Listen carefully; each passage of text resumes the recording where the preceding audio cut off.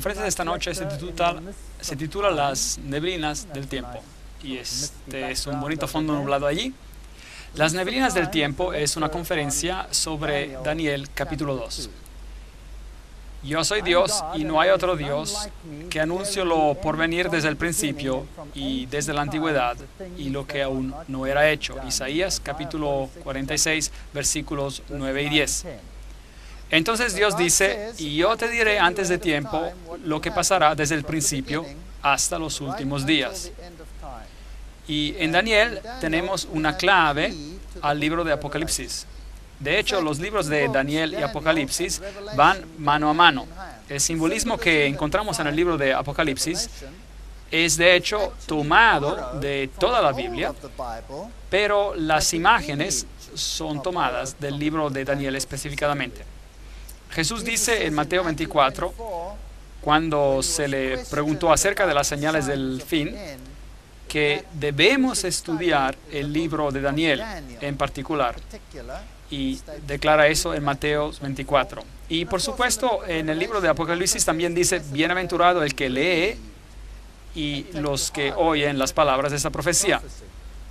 Entonces, los libros del tiempo final, aquellos que tienen un bosquejo a lo largo de la historia y nos revelan eventos mientras ellos se cumplen, esto lo encontramos en estos grandes libros de la Biblia. Así que Dios declara, yo soy Dios y no hay otro semejante a mí, que anuncio lo por venir desde el principio y desde la antigüedad lo que aún no era hecho. O esto es así o no lo es. Ahora, hay muchos símbolos simbólicos, digamos, usados en la Biblia, y podemos confundirnos mucho si no aplicamos los principios correctos a lo que estamos escuchando. Usted tiene que aplicar los criterios bíblicos para entender las profecías bíblicas. No podemos interpretar un símbolo como nos da la gana. Por ejemplo, la Biblia habla acerca de una bestia. En Apocalipsis habla acerca de una bestia. Habla acerca de la marca de una bestia. Habla acerca de algo que tiene que ser puesto en la mano y en la frente.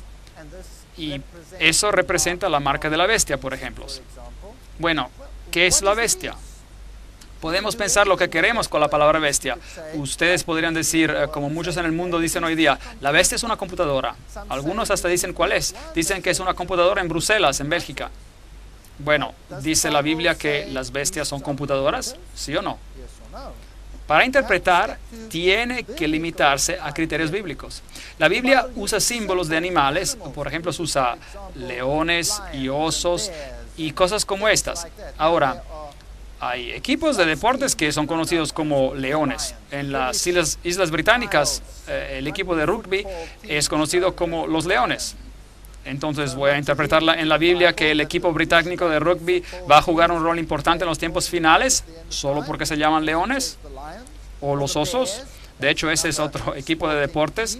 ¿Será eso un criterio? Claro que no. Tenemos que usar criterios bíblicos para poder tratar con símbolos bíblicos. Así que he juntado un pequeño diccionario de términos proféticos que están definidos en la Biblia. Y tenemos que usar la Biblia. Las definiciones, linos blancos son justicia, Apocalipsis 19, verso 8.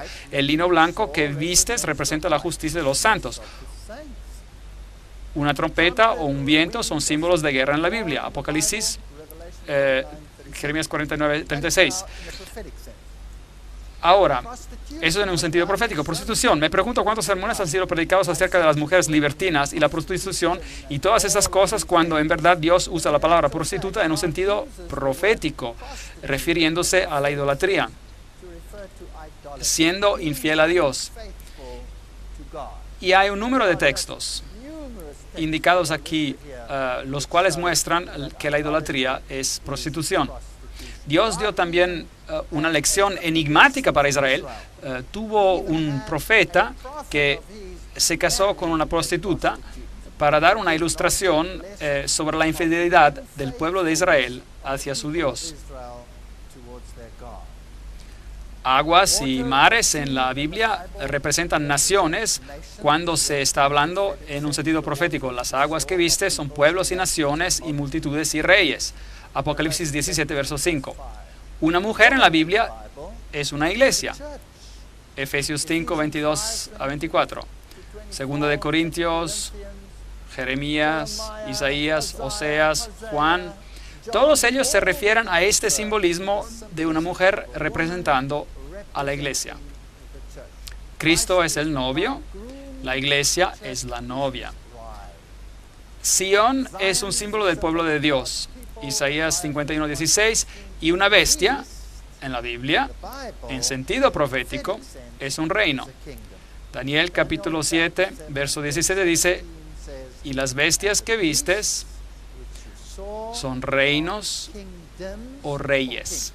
Y un rey representa un reino. Entonces, no se está hablando de un equipo de fútbol o de una computadora, pero de un reino. Eso es. Así que si alguien tiene la marca de la bestia, entonces esta será la marca de un reino. Eso es lo que significa. No puede significar otra cosa. Tenemos que quedarnos con el significado de la Biblia. Un cuerno en la Biblia también representa a un rey o un reino. Así que de un reino pueden levantarse un número de cuernos. Eso significa que el reino se desintegrará y muchos reinos se levantarán de ese reino. Una roca en la Biblia, la roca en la Biblia es Jesús. Eso es lo que cantamos en nuestro canto lema al comienzo. Ahora, hay una guerra entre el bien y el mal en este planeta. Y si alguien no cree en esto, prenda su televisión y échale un vistazo. Y verá que hay una guerra entre el bien y el mal. Hay una guerra sobre cada persona en este planeta, ya sea que lo reconozcamos o no. Ahora, una pequeña historia clave en la Biblia es Daniel, el capítulo 2, donde el rey Nabucodonosor tiene un sueño. Y este sueño, él sueña de ciertos eventos que se desarrollan, pero él se olvida del sueño. Y entonces se encuentra muy confundido y el profeta finalmente le explica el sueño. Y en ese sueño podemos informarnos sobre puntos muy interesantes de la historia y del tiempo. Ahora, Nabucodonosor también es conocido como Nabucodonosor, fue el fundador de la Gran Babilonia, el fundador original de Babilonia, por supuesto fue Nimrod, y luego la ciudad tuvo un periodo de grandeza bajo Hammurabi, y después Nabucodonosor la construyó haciéndola la gloria de los caldeos, la ciudad más grandiosa que jamás haya existido sobre la faz del planeta. Entonces, Nabucodonosor estaba muy orgulloso de sus logros personales.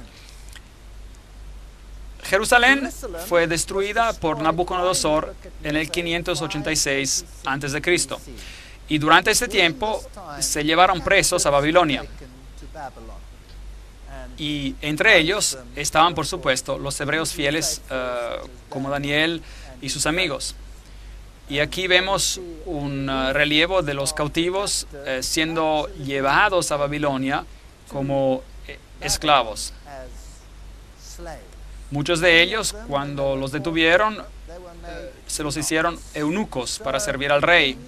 Pero bueno, para ser eunucos por el resto de sus vidas, sin tener el honor o el placer de tener hijos. Así que esos eran tiempos horribles en esos días. Estos jóvenes, de acuerdo a la historia bíblica, se los inscribió en los institutos de estudios superiores, fueron a la universidad y estudiaron el lenguaje y estudiaron la sabiduría de los caldeos. Bab Ilu es el lugar del palacio de verano de Nabucodonosor. Aquí está, por ejemplo. Y la palabra Babel tiene una connotación muy interesante. Bab-el. Bab es una puerta, un portal, y El es Dios. Entonces la palabra Babel significa un portal a Dios.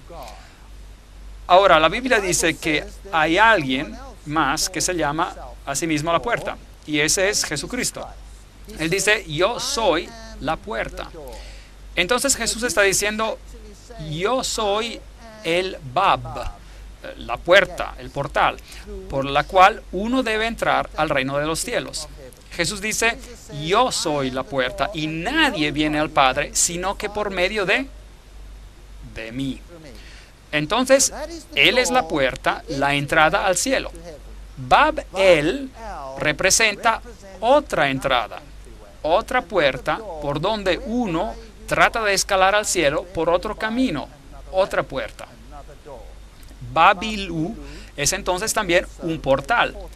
El rey era divino en los tiempos antiguos, aunque los reyes babilonios y los reyes asirios no se atrevieron a tanto. Ellos eran, por lo general, los sumos sacerdotes. Entonces, en Daniel capítulo 2 leemos, en el segundo reinado de Nabucodonosor, tuvo Nabucodonosor sueños.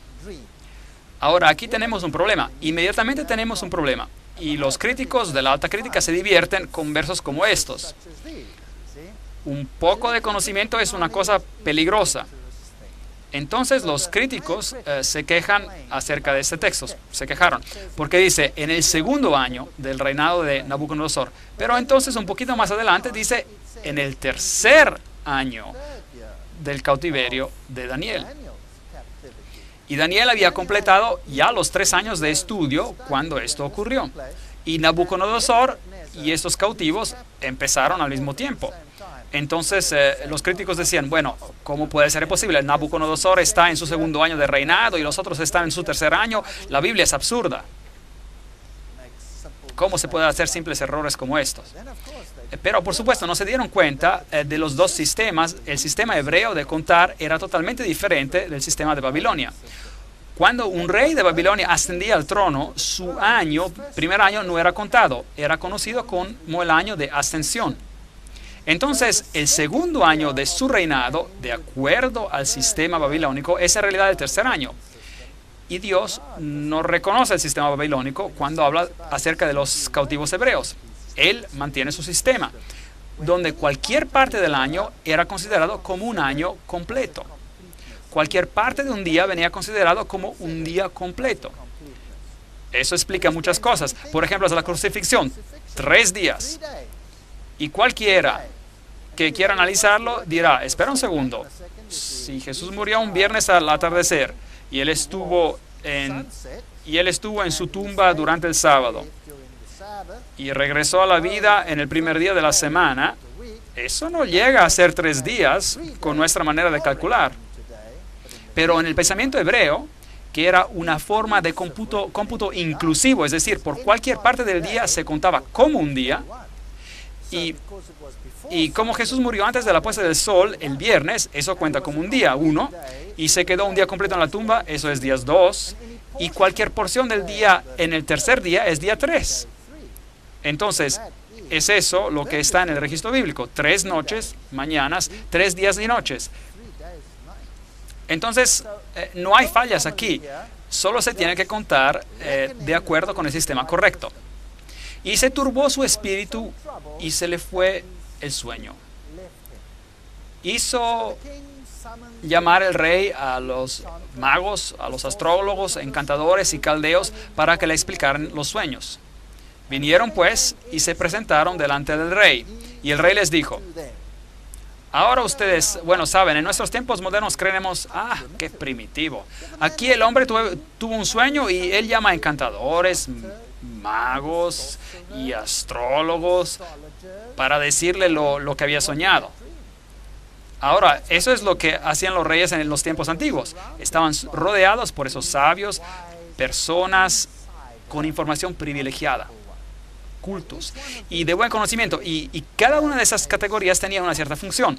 El encantador, por medio de hechizos, descubriría lo del sueño. El mago era un ocultista profundo y usaría comunicación con el mundo del oculto para descubrir. El astrólogo miraría a las estrellas y le dirían lo que tenía que hacer. ¿Es una costumbre tan antigua o todavía sigue viviendo hoy en el día, en nuestro siglo? ¿Sí o no? ¿Presidentes en los Estados Unidos hacen uso de ese sistema? ¿Sí o no? Ronald Reagan no hacía ningún movimiento sin consultar a todas estas categorías. Y Nelson Mandela en Sudáfrica no da una movida sin que su Shamgormas venga y arroje sus huesos, los huesos. Y los astrólogos le dicen lo que tiene que hacer. Y los reyes de Europa no son diferentes. Ellos son ocultistas en ese sentido. Usted puede estudiar lo que hacen los reinos y lo que los reyes y reinas de Inglaterra hacen, por ejemplo, y cómo se comunican con el mundo de los espíritus para saber lo que deben hacer.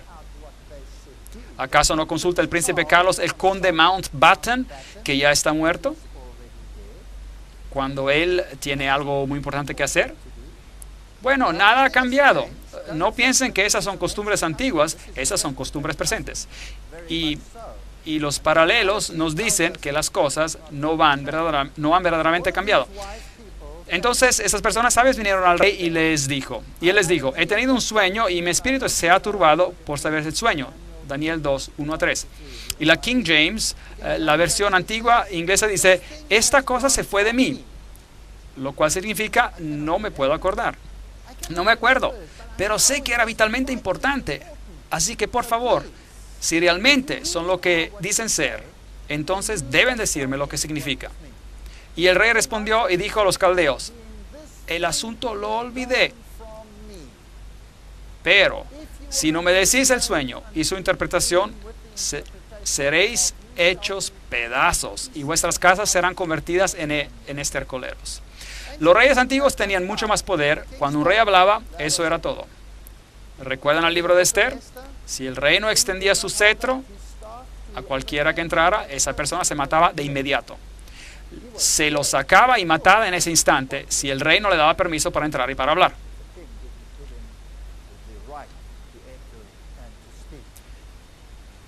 El versículo 10 dice, los caldeos. Ahora, ¿quiénes son los caldeos? Los caldeos eran los eruditos, los que eran altamente educados, los astrónomos, los antes. Y tenemos caldeos hoy en día. Algunas órdenes religiosas concentran los más intelectuales, los más cultos en el mundo, en ciertos órdenes, que de hecho después administran muchas de nuestras universidades. Y las universidades más reconocidas al mundo, las universidades más renombradas que tenemos hoy en día en el mundo, son administradas por una categoría de personas hoy en día, que sería el equivalente exacto de los caldeos en ese entonces. Nada ha cambiado, así que esos son los eruditos. Los caldeos respondieron delante del rey y le dijeron, no hay hombre en la tierra que pueda declarar el asunto al rey. Además, ningún rey, príncipe ni señor que ha preguntado una cosa semejante a ningún mago, ni astrólogo, ni caldeo. ¿Ven las diferentes categorías? Todos ellos no pueden hacer esto. Porque el asunto que el rey demanda es difícil y no hay quien lo pueda declarar al rey, salvo que los dioses, cuya morada no está entre los hombres. Entonces Dios removió ese sueño de la mente del rey para que él no pudiera recordarlo.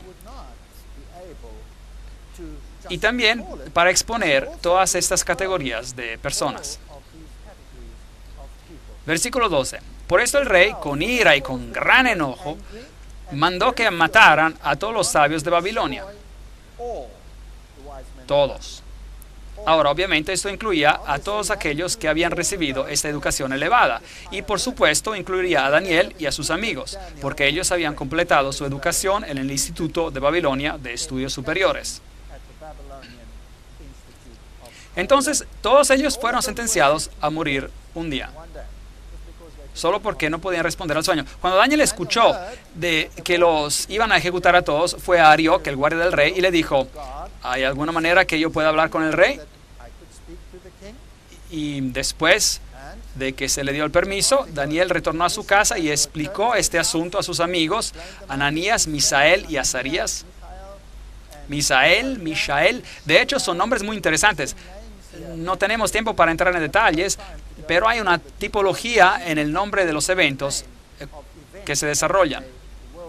Daniel significa juicio, juicio de pueblo de juicio, juicio de las personas. Misael, Mishael significa quién es como Dios. Analogías muy interesantes aquí. Daniel 2, 17 y 18. Él pidió para que pidiera misericordia del Dios del cielo sobre este misterio, a fin de que Daniel y sus compañeros no perecieran con los otros sabios de Babilonia. Esos son los acontecimientos básicos detrás de nuestra historia. En Daniel 2, versículo 21, tenemos esta declaración. Y Él, el Dios, es decir, cambia los tiempos y las estaciones, remueve reyes y pone reyes. Entonces, nuestra historia va a ser de cómo los reinos se levantarán y los reinos desaparecerán en este planeta. Daniel 2, versículo 24, nos cuenta de cómo el rey es informado de que Daniel tiene una respuesta. No ejecutes a los sabios de Babilonia, llévame a la presencia del rey y yo le daré la interpretación. Dios dio a Daniel una visión, no solo una descripción del sueño, pero también la solución, la interpretación del sueño. Respondió el rey y le dijo a Daniel, el cual se llamaba Belshazzar, que por supuesto es su nombre dado en lugar de Daniel, que se interpreta juicio. Así que todo el libro de Daniel habla de juicio, como el nombre indica. Habla acerca del juicio final sobre este planeta y el juicio de los varios reinos mientras avanza en la historia. Belshazzar, Bel era el dios de los caldeos. Bel, vamos a hablar mucho de este dios Bel, y está muy de moda hoy en día, diría. Hay muchas organizaciones que se llaman aún por Bel hasta hoy en día. Daniel, el cual llamaban Belshazzar, ¿podrás tú hacerme conocer el sueño que vi y su interpretación? Daniel 2:26. ¿Y qué dijo Daniel? ¿Sí yo puedo? ¿Sí yo puedo? No. Belshazzar, Belteshazzar. Belit es diosa, Sha es rey, Sar, Utsur es protector. Entonces, Bel es una deidad masculina, Belit es una deidad femenina. Ya sea masculino o femenino, eran intercambiables. Es una idea interesante. Regresaremos a este concepto en más detalle al futuro. Daniel respondió al rey diciendo, el misterio que el rey demanda, ni sabios, ni astrólogos, ni magos, ni adivinos. Es fascinante para mí saber que cada una de esas categorías existen hoy en día y son usadas por el mundo hoy y por el liderazgo del mundo hoy. Pero hay un Dios en los cielos que revela los misterios y Él ha hecho saber al rey Nabucodonosor lo que ha de acontecer. ¿Cuándo? En los últimos días. Daniel 2, 27, 28. Entonces Daniel capítulo 2 es un libro para nuestro tiempo. Es para nuestro tiempo. Nos explica algo para todos los tiempos, pero se concentra al final de la historia humana. El Daniel, el juicio final viene en nuestros tiempos. No es sorprendente que las personas digan, olvídese del Antiguo Testamento, no lo necesitamos más.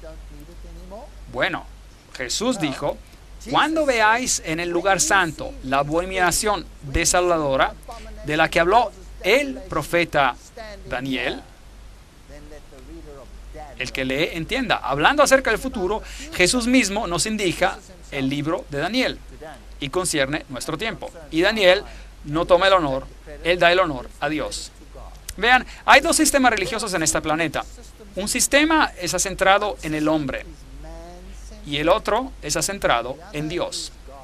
Y esa es la batalla para el alma de cada persona en este planeta. Y se sorprenderá de quién hoy en día promueve una religión centrada en el hombre. Se sorprenderá. Los pondré en la pantalla uno después del otro para usted, mientras seguimos con las conferencias. Daniel 2:29.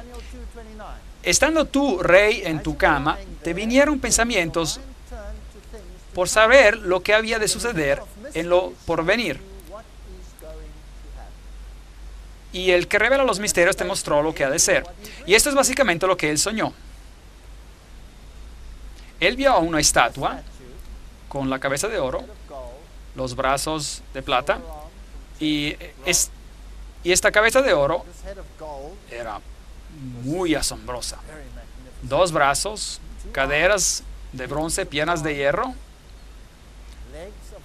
2 piernas, y luego los pies de hierro y barro.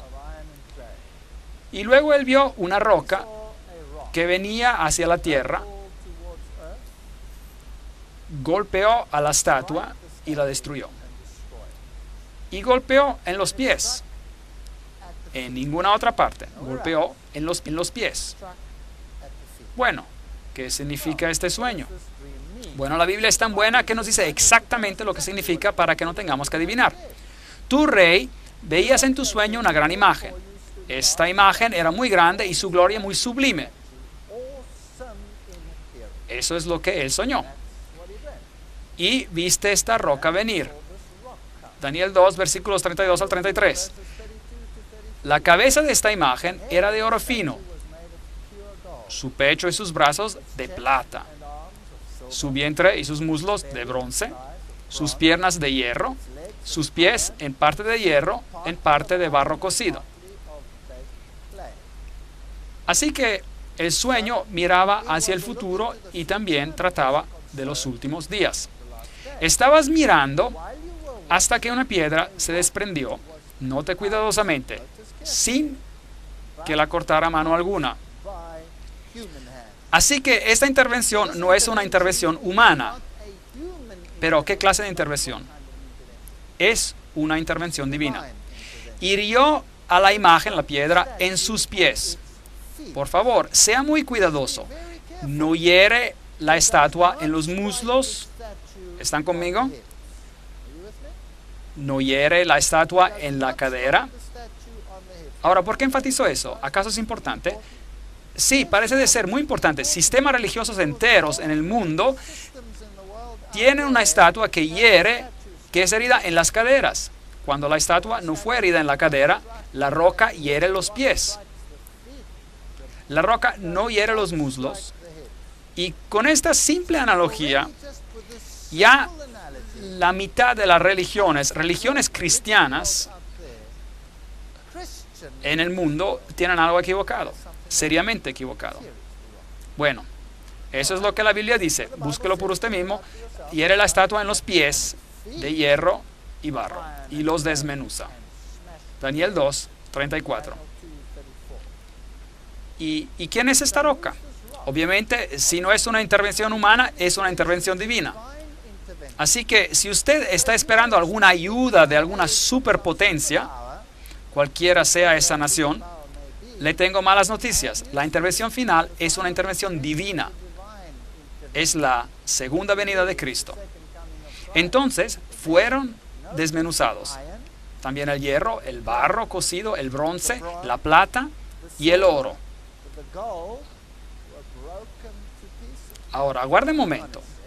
Si esta estatua es sucesiva, ¿por qué cuando se golpean a los pies, el hierro, que son las piernas, el barro, y son los pies, y de hierro, de barro, y el bronce son los muslos, y la plata, del pecho, y el oro, son todos hechos pedazos al mismo tiempo, y se convirtieron como tamo de las eras del verano, dice el texto? ¿Por qué todo se destruye al mismo tiempo cuando la piedra golpea los pies? Ve, si los reinos ocurren uno después del otro, entonces, ¿esto tiene sentido? Sí, claro. Pero solo si la filosofía de la cabeza avanza y construye la filosofía del pecho.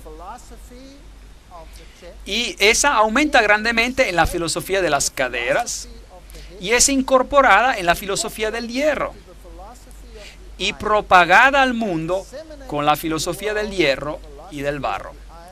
Cuando la filosofía es finalmente destruida, esta filosofía, toda la contribución de la historia al reino del otro partido, el del enemigo de Dios, vendrá a su fin. Todo. ¿Enseñamos hoy en día filosofía babilónica? Sí lo hacemos. Tengo una conferencia llamada El vino de Babilonia.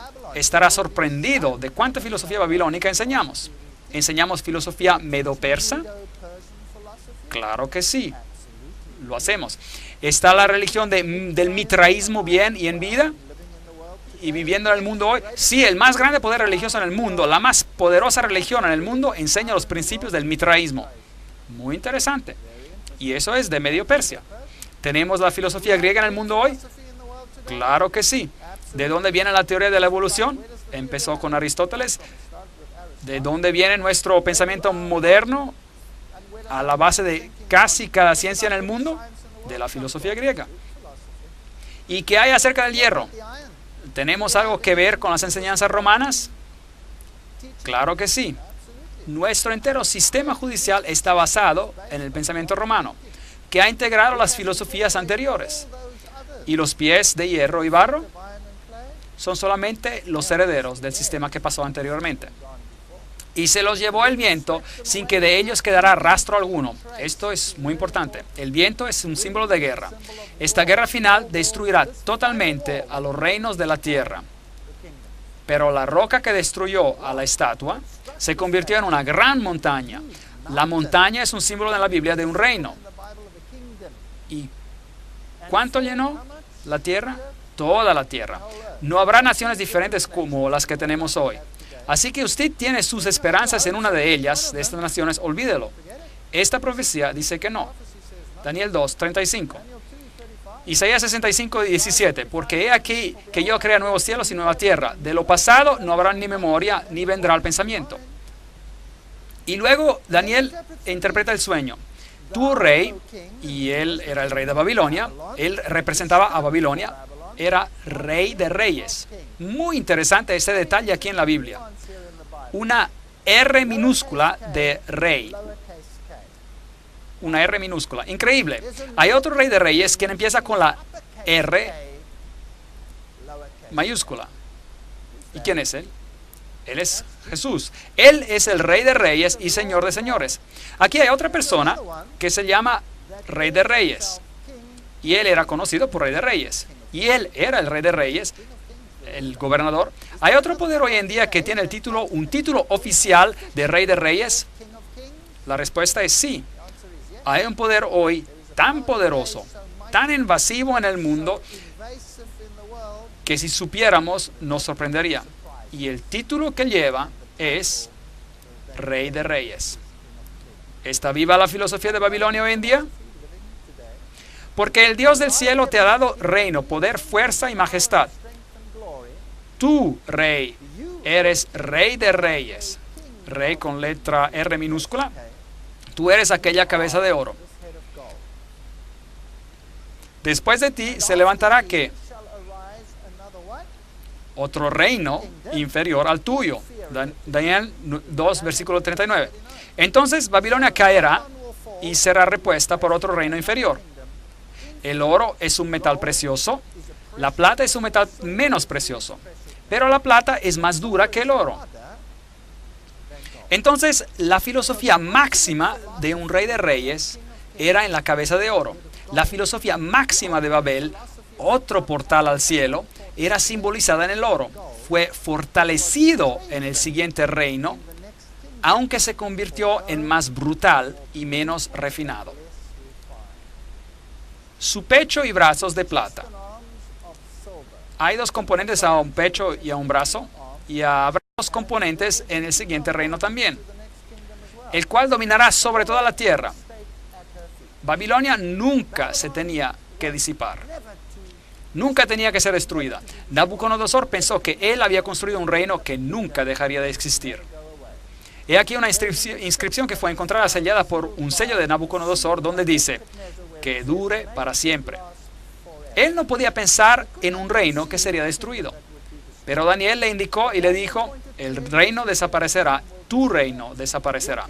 Este orgulloso monarca dijo a Daniel, increíble, nunca, jamás. ¿Y qué hizo él? Después de que se había humillado, más tarde endureció su corazón y él pensó en sí mismo, nunca. Yo voy a desafiar al Rey de Reyes. Mi reino de oro nunca será destruido. Nunca pasará a la plata, al bronce, al hierro y al barro. Nunca. Reinará para siempre. Constrúyame una estatua de oro puro, de la cabeza a los pies. ¿Qué estaba diciendo? ¿Qué estaba diciendo cuando estaba haciendo esto? Él estaba desafiando al Dios del cielo. Él estaba diciendo, te voy a desafiar. Voy a levantar mi reino y no lo destruirás. ¿Es posible de que haya un poder hoy en día que esté diciendo la misma cosa? Voy a desafiarte. Voy a levantar un reino que nunca será destruido. ¿Es posible? Bueno, Veamos que es más que posible y es una realidad triste en el mundo en el que vivimos hoy. Entonces este rey era arrogante en ese tiempo, pero hay un poder igualmente arrogante hoy en día que está haciendo la misma cosa. Daniel 3, 16 a 18. Sadrach, Mesach y Abednego respondieron al rey Nabucodonosor diciendo: no es necesario que te respondamos sobre este asunto. Nuestro Dios, a quien servimos, puede librarnos del horno del fuego ardiente. Y de tus manos, rey, nos librará. Y si no, has de saber, oh rey, que no serviremos a tus dioses ni tampoco adoraremos a la estatua que has levantado. Luego él llamó a todos, incluyendo a los hebreos, que habían interpretado esa visión por él, y le dijo: al oír del son de la bocina, de la flauta, de la cítara, de la arpa, del salterio, de la zampoña y de todo instrumento de música, os postréis. Puéstanse. ¿Es usada la música hoy en día para juntar a las naciones, sí o no? ¿Sí o no? Sí, increíble, claro que sí. Así que los tres dijeron: no nos prostraremos, aunque Dios no nos ayude, no nos prostraremos. ¿Quién más dijo eso? Job lo hizo. Job tenía esa clase de fe. Job dijo: aunque me matara, le serviré. Increíble, es grandioso. Entonces ellos fueron arrojados al horno de fuego. ¿Y qué pasó? Las sogas se quemaron y los soldados que los arrojaron se quemaron a muerte. Y Daniel 3:26, entonces Nabucodonosor se acercó a la puerta del horno del fuego ardiente y dijo: Sadrach, Mesach y Abednego, siervos del Dios Altísimo, salid y venid. Porque cuando el rey vio a una cuarta persona entre ellos, ¿y a quién vio? La versión antigua inglesa dice alguien como el Hijo de Dios, y las otras versiones vieron a alguien que parecía como un hijo de dioses. Gran diferencia entre las dos traducciones. Daniel 3:28, y Nabucodonosor dijo: bendito sea el Dios de Sadrach, Mesach y Abednego, que envió a su ángel y libró a sus siervos que confiaron en él, los cuales no cumplieron el edicto del rey y entregaron a sus cuerpos antes de servir y adorar a otro Dios que su Dios. Entonces la historia nos cuenta de que Nabucodonosor fue humillado. ¿Sabía que Nabucodonosor es el único rey pagano que tuvo el privilegio de escribir un capítulo en la Biblia? Increíble. Él escribió un capítulo en la Biblia, la historia de su conversión. Léalo en el libro de Daniel. Y creo que Nabucodonosor estará en el cielo algún día, porque se convirtió y su orgullo se humilló. Pero esto es como se veía, era una ciudad magnífica. Aquí está el emblema de Babilonia, el león, jardines colgantes. Él los construyó para su esposa Amuea, quien deseaba montañas. Y Babilonia estaba en una llanura y ella no estaba muy feliz. Entonces él le dijo: voy a construirte una montaña. Y él se la construyó. Esos eran los reyes de aquellos días, tenían poder. Aquí hay la puerta famosa de Ishtar, que todavía se puede encontrar en el Museo de Pergamum en Berlín. Hermosos relieves de piedras originales. Las escrituras cuneiformes que han descubierto nos cuentan la historia de Nabucodonosor. Estos portales los adorné con hermosura para que sean el asombro de multitudes de personas. Dicen las escrituras: para el asombro de los hombres he construido esta casa. Nabonidus, ahora, ¿quién era Nabonidus? Era el padre. Y a Belshazzar, el hijo exaltado, la ofrenda de mi cuerpo. ¿El padre de quién? De Belshazzar. ¿No es interesante? Vea, los críticos observaron otra vez. La Biblia habla acerca del último rey de Babilonia como Belshazzar.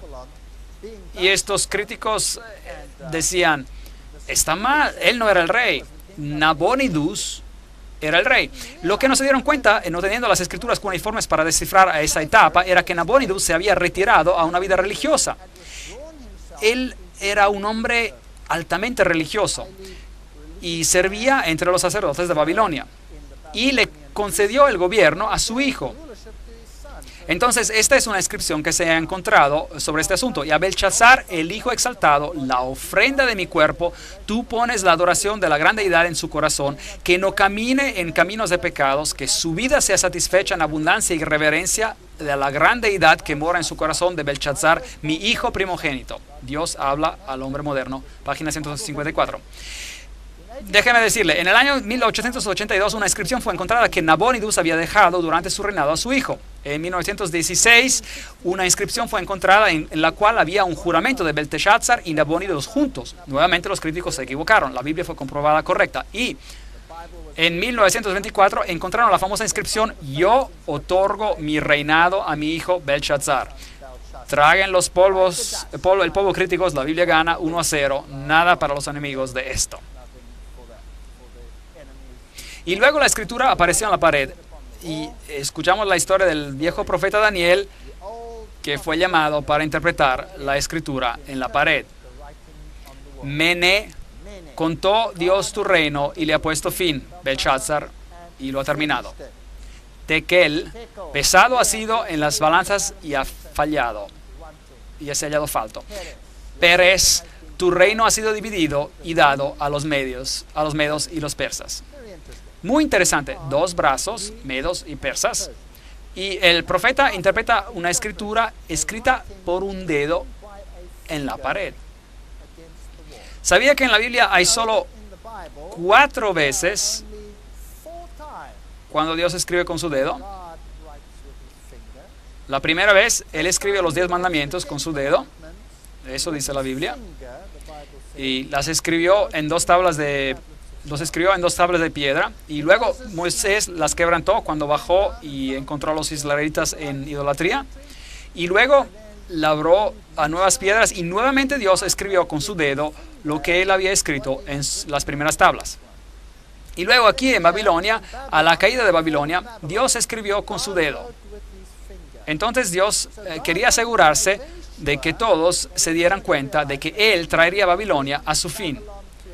Lo escribió con su dedo. Y en el tiempo del fin, la Biblia nos dice que hay otro rey de Babilonia, en el libro de Apocalipsis, el cual vendrá también a su fin. De la misma manera. ¿Y cuál es la cuarta vez cuando Dios escribe con su dedo? Jesús escribió con su dedo en la arena. Interesante. Ese es el único registro que tenemos de Jesús escribiendo algo con su dedo. Babilonia no quiere. Jeremías 51:9. Curamos a Babilonia, pero no ha sanado. Apocalipsis 2:21. Yo le he dado tiempo para que se arrepienta, pero no quiere arrepentirse.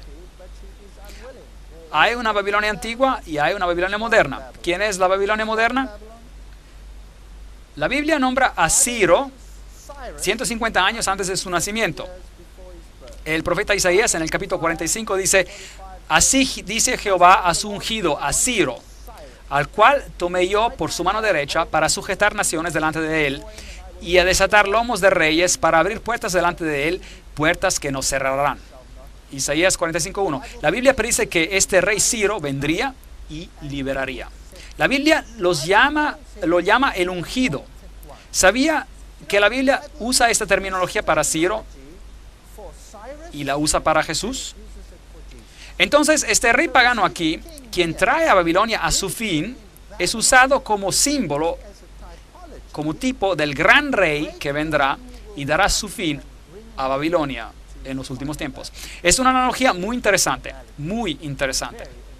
El cilindro de Ciro, con toda la historia de él en escritura cuneiforme de cómo ocurrió. Yo soy Ciro, rey del mundo, el rey grande y justo, el rey de Babilonia, el rey de Sumer y Akkad, el rey de los 4 puntos del mundo, hijo de Cambises. Cuando entré a Babilonia como amigo y ascendí al trono entre ánimos de alegría y espectáculo maravilloso en el palacio del gobernador, mis soldados innumerables vagaron a Babilonia en paz y en sinceridad.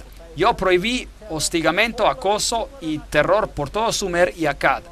Me esforcé por mantener paz en Babilonia y en todas las otras ciudades. Abolí el trabajo forzado por respeto a los ciudadanos de Babilonia, lo cual era contra su estado social, y ayudé a restaurar las casas destruidas, las acomodé nuevamente con lugar pasible. Patos y palomas traté de preservar sus hábitats. Dios va a restaurar todas las cosas también. El ejército marchó por debajo de las puertas de Babilonia. Fueron dejadas abiertas. El río se apartó porque Dios cambia tiempos y estaciones y remueve reyes y levanta reyes. Y es Él quien da sabiduría al sabio y conocimiento a aquellos que no entienden. Y eso llegó a su fin al reino de Babilonia. Y ahora el siguiente reino está por llegar. Hablaremos de esto en la próxima conferencia.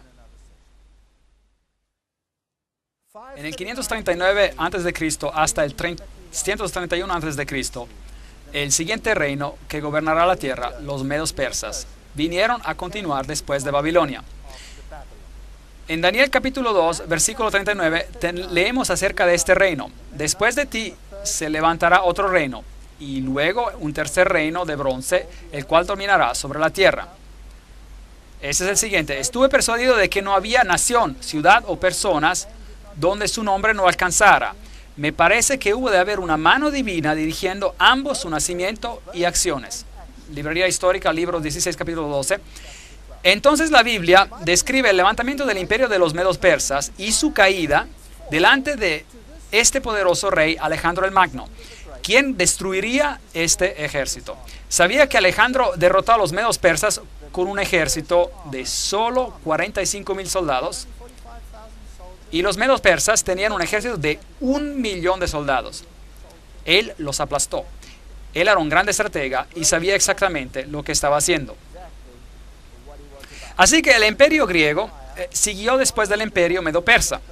Y el imperio de los medo-persas añadió a la región de Babilonia. Tomó la región de Babilonia, la refinó en el sistema mitraico, el cual se pasó a la siguiente generación. Y el mitraísmo luego reaparece más tarde en prominencia dentro de la religión de la élite de Roma. Historia muy interesante. Pero la filosofía de los griegos es la gran fundación para muchas filosofías en el mundo hoy. Entonces los griegos siguen después del imperio de los medo-persas. Finalmente, después del imperio griego, Daniel 2:40, y el cuarto reino será fuerte como el hierro. Ahora, si miramos a los soldados a cómo estaban en los días antiguos, Grecia y Roma, son una comparación muy interesante. Aquí está la armadura de los soldados griegos. Note que son de bronce. Esa es su armadura, usaban bronce. Y luego vino el soldado romano. Aquí hay un legionario romano. ¿Y cuál era su armadura? Hierro. ¿No es interesante? Hasta este simbolismo es fascinante. Entonces cambiamos de bronce a hierro y el legionario tenía una armadura fantástica. Tenía este pequeño cinturón aquí en el frente para proteger, y el escudo que protegía a los soldados, y los hombros de los soldados. Y esta es una espada corta y gruesa. Eran una fuerza tremenda los soldados. Y por supuesto el poder de Roma no tenía igual. El hierro es más duro que el bronce y Roma era poderosa, más poderosa que los griegos. Aquí hay algunas de las ruinas del Imperio Romano. El cuarto reino será fuerte como el hierro, y como el hierro desmenuza y rompe todas las cosas, así él lo desmenuzará y lo quebrará todo. Daniel 2:40. Entonces, ese es un reino cruel. ¿Fueron los romanos particularmente crueles? ¿Qué hacían con los que disentían con ellos? ¿Qué les pasaba? Los crucificaban. Algo muy duro. En la caída de Jerusalén, por millas, kilómetros, había crucificados tras crucificados. Todos venían crucificados. Nadie se metía con Roma. En el 22 de junio del 168 a.C., en la batalla de Pydna, Percus, el rey de Macedonia, fue completamente derrotado por los ejércitos de Roma. En ese día pereció el imperio de Alejandro Magno, 144 años después de su muerte. Así que ahí pereció. El famoso historiador Edward Gibbon dice: las imágenes de oro, plata, bronce que se utilizan para representar las naciones y sus reinos fueron exitosamente quebrantadas por la monarquía del hierro de Roma. La historia y la caída del Imperio Romano. Todo el mundo está de acuerdo de que el hierro era el reino de Roma. En el segundo siglo, Hipólito escribió sobre Roma: regocíjate, bendito Daniel, no te has equivocado. El hierro ya gobierna. ¿Sabía que cuando Alejandro Magno marchó en Jerusalén, los escribas marcharon hacia él con la Torá y le dijeron: tú gobernarás, dice Daniel, tú conquistarás? Y por eso Alejandro no destruyó a Jerusalén, pero simplemente la incorporó. La Biblia dice, antes de tiempo, ¿quién gobernará? Ahora, muchos críticos han dicho, increíble, pero seguramente Daniel debió haber vivido después de los eventos. La Biblia está equivocada. ¿Sabe que la Biblia ha sido reivindicada en ese punto? Porque los rollos, los pergaminos del Mar Muerto, tienen porciones del libro de Daniel donde cambia de aramaico al hebreo. Y ese pequeño pedazo está allí. Y cuando ellos estudian el aramaico, que creían ser aramaico reciente, lo que encontraron en los rollos pergaminos del Mar Muerto es que el aramaico utilizado era el de los medo-persas. Entonces, el libro de Daniel comprueba los acontecimientos de su época y después sigue comprobando los acontecimientos que están descritos en él. Entonces, fue descrito antes de los acontecimientos. Usted no puede tener razón sobre la Biblia, no puede. Entonces, este gran poder de Roma vino a destruir. El historiador Charles Rowling dice, ellos, los romanos, tomaron indistintamente todas las provincias y reinos y extendieron su imperio sobre todas las naciones. En una palabra, ellos empezaron su expansión sin ponerse límites. Los únicos límites eran los desiertos y mares que no les permitían pasar. Historia Antigua, volumen 4, 79. Entonces, desde el 168 a.C. hasta el 476 después de Cristo, Roma, la monarquía de hierro, gobernó suprema. Ahora, hay dos piernas de hierro. Eso es interesante. Roma fue dividida en dos partes, el imperio del este y el imperio del oeste. Y el emperador, por muchos años, después de Constantino, gobernó desde el este del imperio en bizantino, y él gobernó todo el reino. Pero la Roma del oeste siguió otro camino. Y esta es una historia muy interesante que tenemos acá. Lo que vistes, dice en Daniel 2:41, de los pies y de los dedos, en parte de barro cocido de alfarero y en parte de hierro. Entonces, ¿hay elementos de Roma en los pies y los dedos, sí o no? Claro que sí. Todavía Roma está ahí. El hierro todavía está ahí. El hierro no ha sido eliminado. ¿Será este un reino dividido? ¿Está el mundo tratando de restaurar el Santo Imperio Romano? ¿Sí o no? ¿De qué se trata la unificación de Europa? ¿Ha pensado en eso? Entonces, este será un reino dividido.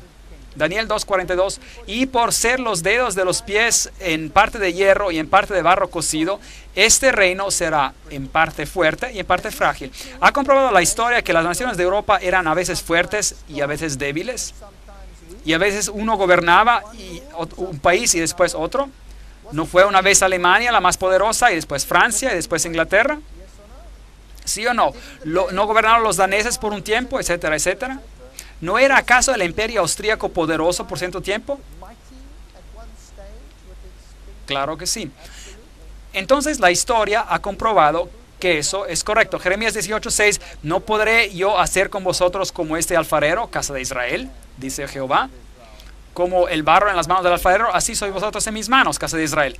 Estos reinos quizás sean arrogantes, pero serían reemplazados, serían divididos. Y serían divididos en 10. Eso es lo que la Biblia dice. Habría 10 dedos que vendrían. Ahora, estos 10 dedos son muy interesantes. ¿De dónde se levantan estos 10 dedos? ¿De dónde salen?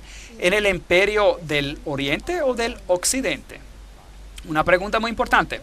Y la Biblia nos dice muy claramente que se levantaron del imperio occidental, del oeste, y que el imperio del oeste occidente ejercería una influencia sobre el mundo entero. ¿El imperio del oeste, el occidental, ejerce su influencia sobre el mundo entero, sí o no? Claro que sí. Es el conocimiento y sabiduría europeos que han sido transportados al mundo entero. Fueron los europeos que conquistaron a Sudamérica. Es de las naciones de Europa occidental que los Estados Unidos y Canadá y todos sus componentes se integraron a esa sabiduría, esa filosofía. Es la ideología del occidente que viene de Europa del oeste y que está controlando los eventos del mundo. Las superpotencias de hoy, todas pueden comprobar sus orígenes filosóficas a Europa Occidental. Entonces, ¿quiénes son estos anglosajones, los francos y los alamanes y los lombardos y los ostrogodos y los érulos, los burgundios, los visigodos, los suevos y los vandales? ¿Quiénes son? Entonces, esta es la división del imperio de Europa Occidental. Y note que hay una nación muy interesante por aquí, la cual ahora es escondida como los ostrogodos. Y luego hay otra nación por aquí, la cual es conocida como los visigodos. Había los burgundos y había los francos. Y los anglosajones y los francos y los romanos tuvieron una alianza muy fuerte en una etapa de la historia. Los ostrogodos y los visigodos tenían una religión un poco diferente que el resto de Europa. Y hubo muchas guerras que fueron peleadas sobre este asunto. Entonces los alamanes hoy son los alemanes. Los alamanes son los remanentes de los alemanes, los suizos son los burgundios, los franceses son los francos, los italianos son los lombardos, los ingleses son los sajones, los portugueses son los suevos, los españoles son los visigodos. Pero 3 de ellos, los érulos, los vándales y los ostrogodos, son extinguidos. Desaparecieron. Se los quitó del mapa. Los ostrogodos, los últimos en desaparecer, una nación muy poderosa que controlaba todos los eventos en Roma, gobernaron sobre Roma misma. Los visigodos estaban en España y tenían una religión un poco distinta. Hubo muchas guerras peleadas en España. España fue dividida, terriblemente dividida, en la mitad entre el norte y el sur. Y hubo derramamiento de sangre terrible en España. Pero los érulos y los vándales y los ostrogodos fueron totalmente destruidos. La historia trata de decirnos que estos 3 pueblos fueron destruidos porque tenían una filosofía ariana, que significa que ellos propagaban la idea de que Cristo no tenía divinidad y que por eso fueron destruidos. Pero solo tenemos información de una fuente. Todos sus escritos, todo lo que escribieron fue destruido. Todas sus librerías han sido destruidas. Así que realmente no sabemos en qué creían. De hecho, los ostrogodos probablemente recibieron su religión de Palestina y tenían una forma muy pura de cristianismo basado en la Biblia. Y es por eso que fueron destruidos. Pero no tengo tiempo para entrar a ese punto. Eso tomaría toda una conferencia, unas cuantas conferencias solo para este asunto. Así que concentremos en esta profecía. Así que como viste el hierro mezclado con barro, así se mezclarán por medio de alianzas humanas. Entonces, originalmente cuando Roma cayó fue dividida en 10 partes. 3 de ellas fueron finalmente destruidas. Y hoy tenemos lo que queda. Y estos se mezclarían por alianzas humanas. Tratarían de reunirse por endogamía, matrimonio entre parientes. Pero se unirían el uno con el otro como el hierro no se mezcla con el barro. Pero no se unirían el uno el otro. Entonces tuvimos grandes reyes de Europa tratando de reunir a Europa por medio de casamientos. Y por eso tuvimos a la reina Diana y al rey Federico tratando de hacer lo imposible para juntar a naciones. Así que aquí está el castillo de Federico en Dinamarca, donde los famosos reyes y reinas gobernaban.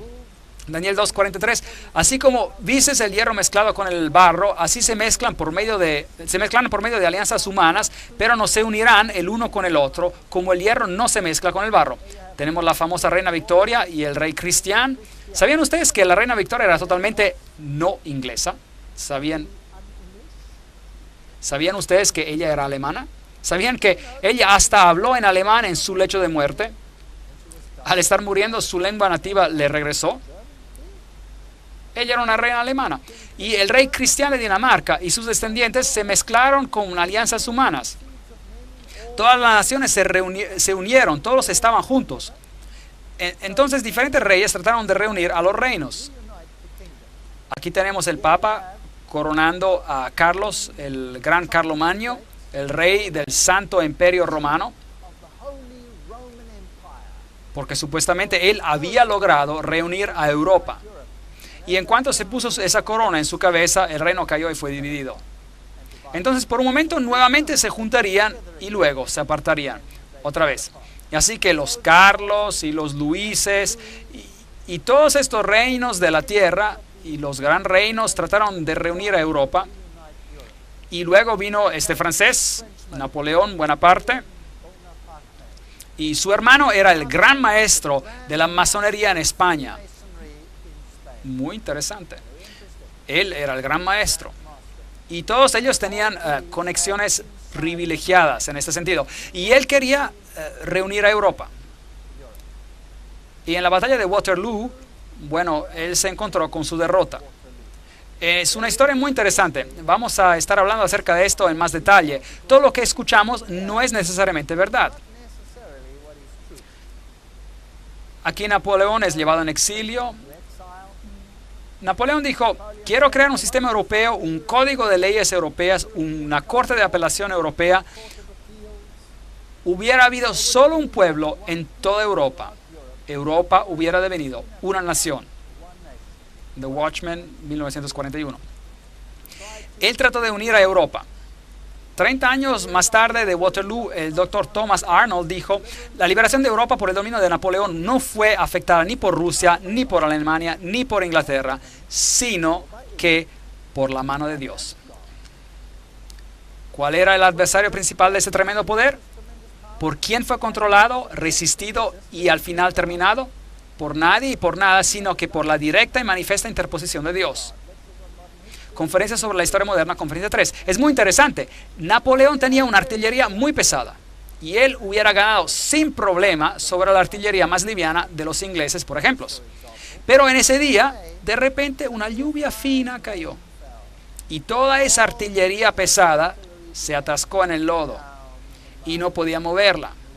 Entonces, la artillería más liviana, la artillería más ágil de las otras fuerzas, era justo lo que se necesitaba para hacerlos en pedazos. Entonces, ¿quién ganó la batalla? ¿El tiempo, el clima o la artillería? Es interesante que algunos de los grandes políticos del pasado han dicho que la historia está al lado de la artillería más potente, la artillería más pesada. Pero hay un Dios en el cielo que revela los secretos y hace saber al rey Nabucodonosor lo que acontecerá en los últimos días. Este es un verso interesante, Daniel 2:28, en los últimos días. Bueno, si lee la Biblia, si lee Lucas y Mateos 24, por ejemplo, Lucas capítulo 21, verá que los eventos y cómo acontecen. Como un reino después de otro hará guerra.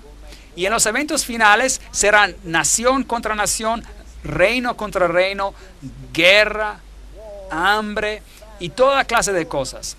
Corazones aterrorizados. Eso es lo que la Biblia dice. Y el siguiente evento será, dice Mateo 24 y Lucas 21, la venida de Cristo en gloria. La piedra que pondrá fin a todos los reinos terrenales. Bueno, este era el emperador Wilhelm Guillermo. Y él trató de poner fin a la división de Europa. Y aquí hay una historia verdadera muy interesante. En una catedral en Francia, en Metz, hay una estatua afuera de la catedral, y hay una estatua por aquí, del profeta Daniel, con su dedo apuntando a su rollo de pergamino, sus escritos. Muy interesante el profeta aquí. Y el emperador Guillermo estaba muy preocupado acerca de esta estatua. Y luego un día la catedral necesitaba reparaciones. El techo estaba roto y tenía que ser reemplazado. Y entonces le pidieron al emperador Guillermo por dinero para reparar la catedral. Y el emperador Guillermo dijo lo siguiente. Él dijo, ¿ustedes tienen una estatua de Daniel enfrente de la catedral? Y entonces obviamente él sabía lo que Daniel había dicho. Y obviamente estaba fastidiado con esa profecía. Entonces les dijo, les daré el dinero para reparar su catedral si remueven la cabeza de la estatua. Ahora recuérdense que esas estatuas están hechas por secciones. Y pongan mi cabeza encima de esta estatua. ¿Ustedes creen que lo hicieron? Esto es historia. Usted puede comprobarlo. ¿Piensa que lo hicieron? Sí lo hicieron. Ellos lo hicieron. Y ellos pusieron la cabeza de Daniel original en sus archivos. Y él les renovó el techo. Y luego por un tiempo la cabeza del emperador Guillermo estuvo sobre la estatua. ¿Y qué quería decir con esto? Él era como el Nabucodonosor de los tiempos antiguos. Él estaba diciendo, no me importa lo que dijo su profeta, yo lo lograré. ¿No era eso lo que estaba diciendo? No me importa lo que dice el profeta, yo lo lograré. Historia fascinante. Bueno, aquí ya está muerto, pero este no es él, ese es su perro. El texto dice en alemán, Senta begleitete seine Majestät den Kaiser im Weltkrieg 1914 bis 1918. Y traducido, su perro acompañó al emperador durante la Primera Guerra Mundial, 1914 hasta el 1918. Y después de él se levantaría otro. Daniel 2:21, él muda los tiempos y las edades, quita reyes y pone reyes. Y si tú, emperador Guillermo, piensas que puedes poner tu cabeza en la estatua de Daniel diciendo, yo lo lograré a mi manera, y su Dios no podrá hacer nada sobre esto, te vas a morir y no lo lograrás. Y hay el resto de la historia. Ahora, esa historia es muy fascinante. Aquí había otro hombre. ¿Usted cree que entendía las profecías de Daniel? ¿Usted cree que estaba interesado? Adolf Hitler estaba interesado en el mundo del oculto como nadie ante él. Había dos quienes estaban muy interesados en el mundo del oculto. Uno era Napoleón.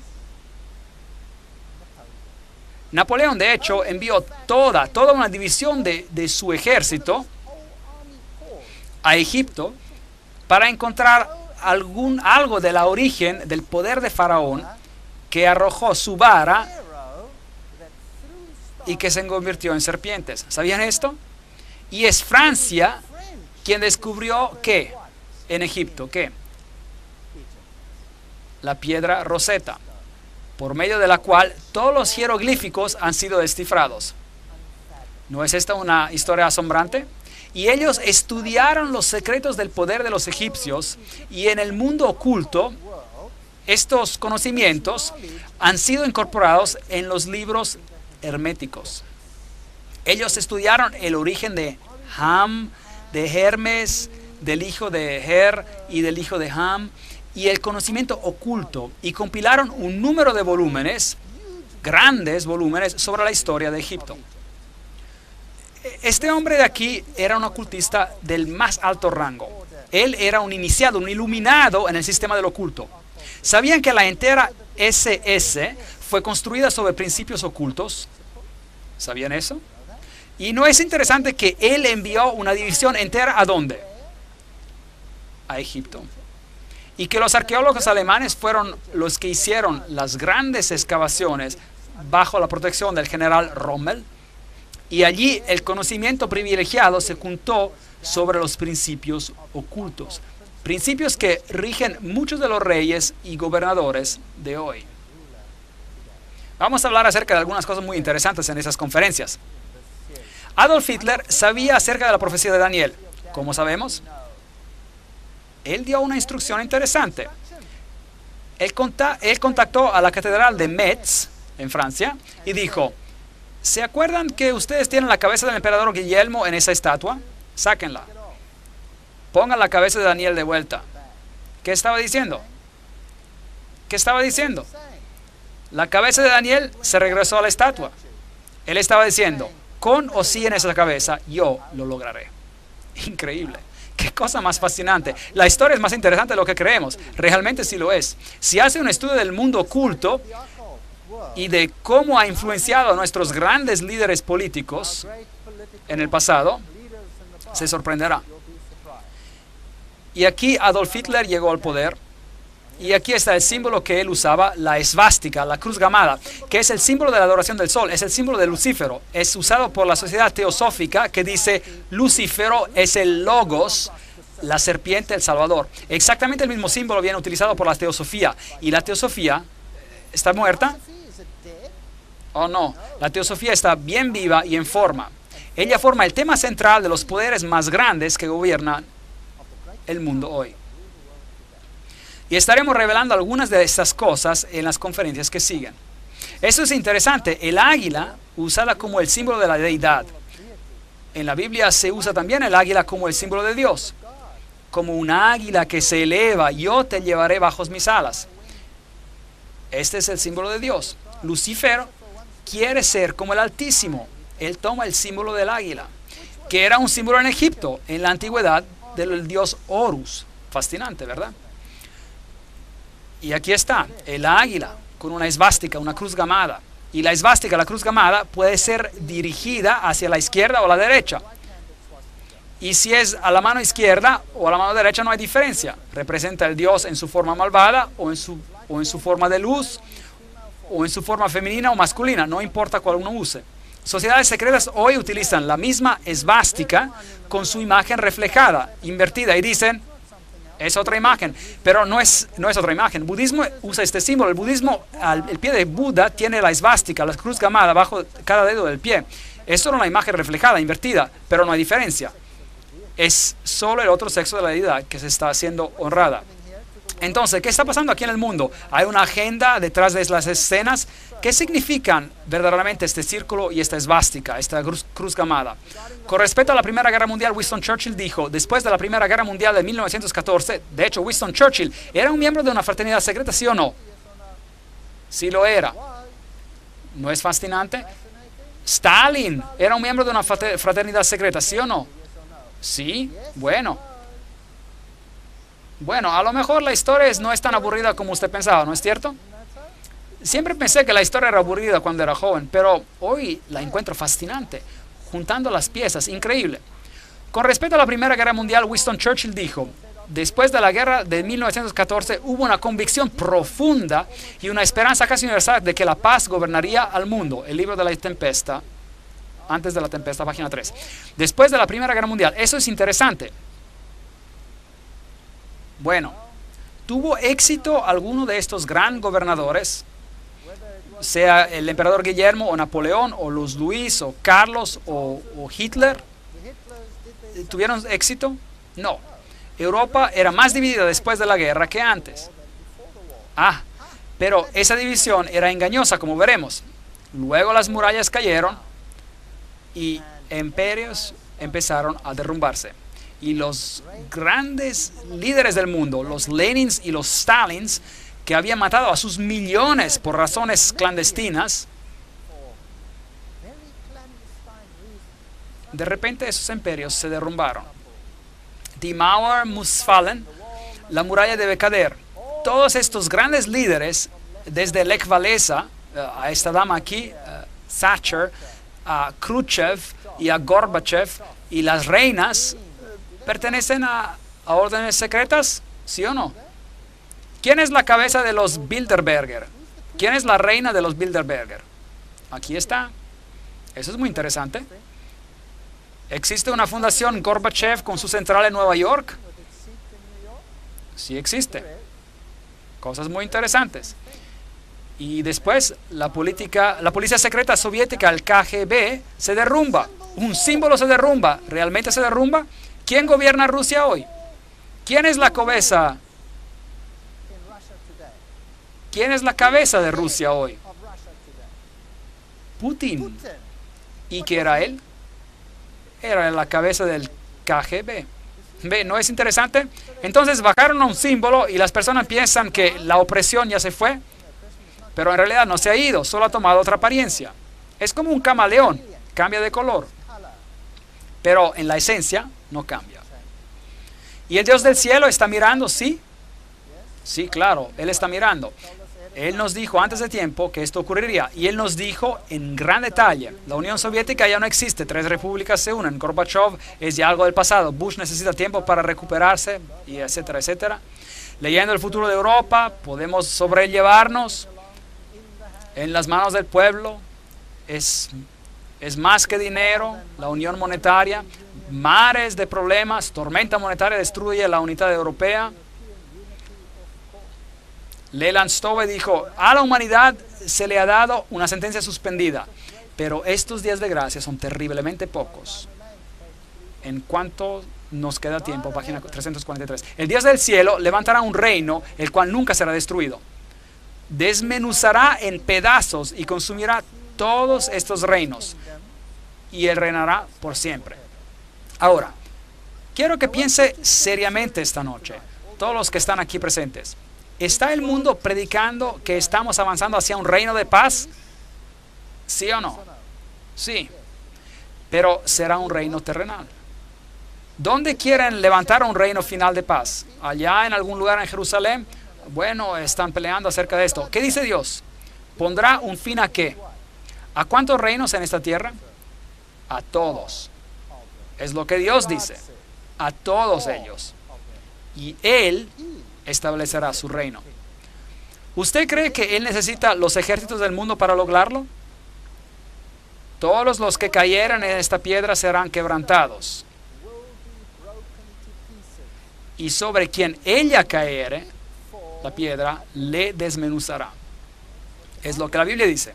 Porque enjugará Dios toda lágrima de los ojos de ellos, y ya no habrá más muerte, ni habrá más llanto, ni clamor, ni dolor, porque las primeras cosas ya pasaron. Apocalipsis 21:4.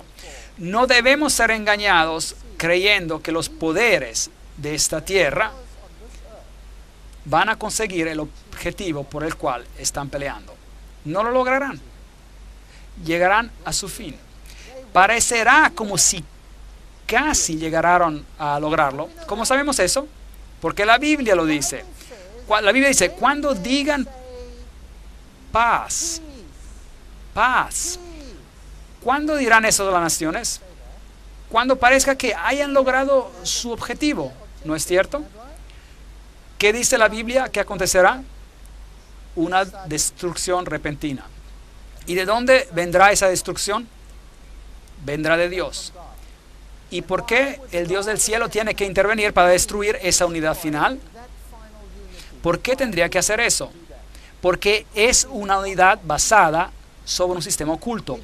Es una unidad contra Dios. Es una unidad de anticristos contra Cristo. Es una cosa de miedo. El mundo está terriblemente engañado hoy.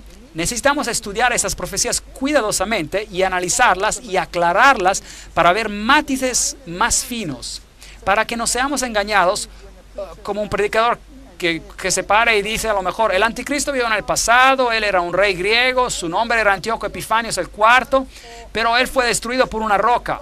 Pero la roca golpea los pies, no golpea los muslos, no golpeó a ningún rey griego. Daniel capítulo 8, Daniel capítulo 9. Cuidado cómo interpretamos la profecía. No podemos dar una vuelta equivocada a estos asuntos. Cristo retornará, la roca de todos los siglos. Versículo 35. Y la piedra que golpeó la imagen devino una grande montaña. Y la montaña, la Biblia, es un reino y llenó toda la tierra. Dios mismo levantará un reino. El sueño es verdadero y fiel su interpretación. Daniel 2:45. Esta noche hablamos de muy pocos detalles, pero hemos tenido un bosquejo relativamente exacto de la historia. ¿Y estarían de acuerdo en decir de que Daniel fue exacto? ¿Sí o no? Claro que sí. Daniel fue exacto. Ahora les tengo malas noticias. Noticias terriblemente tristes para usted. Daniel va a tomar el mismo cuadro, el cuadro de esta noche. Es como una ilustración que le daría usted a un niño para colorear. Es solo el perfil. Y luego se le da al niño crayones, colores, y se le dice que coloree la ilustración. Ahora, en nuestra siguiente conferencia estudiaremos Daniel capítulo 7. Y vamos a colorear la ilustración, así por decir. Y luego el asunto se vuelve temeroso porque veremos quién realmente es el poder y algunos de nosotros serán lastimados. Algunos de nosotros nos quedaremos chocados, sorprendidos. Algunos de nosotros a lo mejor dirán, nunca más quiero escuchar algo sobre esto. Pero les animo a que sigan viniendo porque hay una solución fascinante a esto. ¿Sabía que el libro de Apocalipsis toma esta última gran batalla entre el bien y el mal? Que de hecho es una batalla secreta. Es una batalla secreta. ¿Sabían que las primeras palabras que Jesús usó cuando le preguntaron cuáles serán las señales de tu venida y del fin del mundo?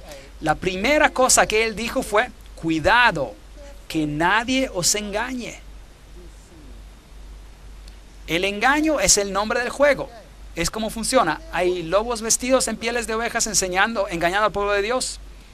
¿Está el mundo siendo guiado a un camino lleno de flores, fielmente siguiendo y pensando que está haciendo algo bueno, cuando en realidad están siendo guiados al foso del infierno? ¿Es posible?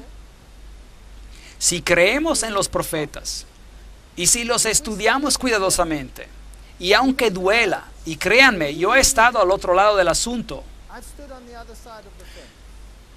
Y cuando estudié la profecía me dolió, y mi familia se quedó dolida, y hubo baldes de lágrima. Y ahora tengo baldes de esperanza. Baldes de esperanza. Porque Dios me ha mostrado, y ha mostrado a todos en el mundo, por medio de su palabra, y la palabra es el único lugar donde podemos encontrar esperanza, que hay esperanza. Pero Él también ha dado un bosquejo sobre el engaño de nuestro tiempo, y debemos saberlo. Hay un pequeño grupo de personas aquí esta noche, muy pequeño grupo de personas. Todo el mundo necesita saber lo que es esta decepción. Entonces me gustaría animarles para que traigan a sus amigos y, como dice la parábola de Jesús, salgan a salidas de los caminos, a los caminos poco frecuentados. Inviten a las personas a esta fiesta de las bodas del Cordero. No muchos ricos, no muchos sabios, no muchos de alta reputación lo escucharán, pero vaya por todos sitios y tráigalos aquí. Y estudiemos estas profecías. Y yo les hago una promesa solemne. Si hablo de cualquier cosa que está contraria con la palabra de Dios, váyase. Váyase. Si no está según la palabra, váyase. Compruebe cada palabra que digo. Ponga todo a prueba. Use la palabra de Dios como filtro para lo que yo digo. Y si usted me puede mostrar que estoy equivocado, cambiaré. Lo prometo. Yo no quiero hacer nada que no esté en línea con la voluntad de Dios. Ese es mi reto. Vamos a atenernos a la palabra de Dios y veremos exactamente lo que está pasando en nuestros tiempos. Es más temeroso de lo que usted piense. Pero tenemos una esperanza, porque el Dios del cielo levantará un reino que nunca será destruido. Y estamos justo frente a la puerta. Y me gustaría que usted sea parte de ese reino. Que todos, y que Dios los bendiga y los guarde hasta que nos juntemos para colorear el episodio de Daniel, capítulo 7.